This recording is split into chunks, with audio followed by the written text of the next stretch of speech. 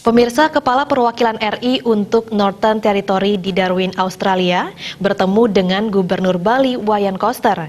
Dalam kesempatan tersebut, kedua belah pihak membahas keberlanjutan kerjasama Pemprov Bali dengan pemerintah Darwin, Australia dalam berbagai bidang.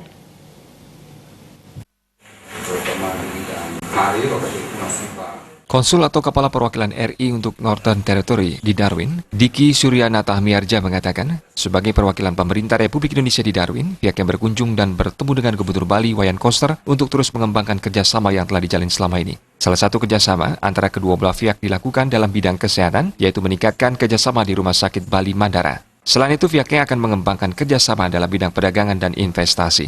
Hal yang tidak kalah penting adalah kerjasama dalam bidang pariwisata dan penerbangan langsung ke Bali tanpa harus transit. Sangat mahal, jadi mereka ya mungkin ke Indonesia mungkin 2 bulan sekali gitu, uangnya baru dibawa ke sini. Jadi kalau seperti dulu harga penerbangan itu mereka bisa 2 minggu di Pertambangan, 2 minggu di Jogja, 2 minggu di Bali, 2 minggu di kampung mereka lah.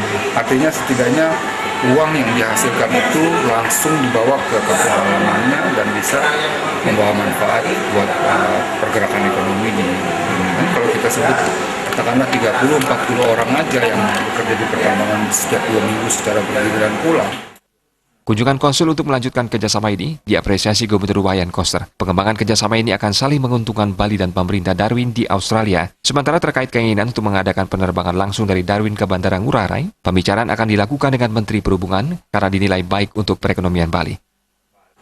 Darwin untuk berharap supaya ada penerbangan langsung Darwin Bali dan pasar gitu.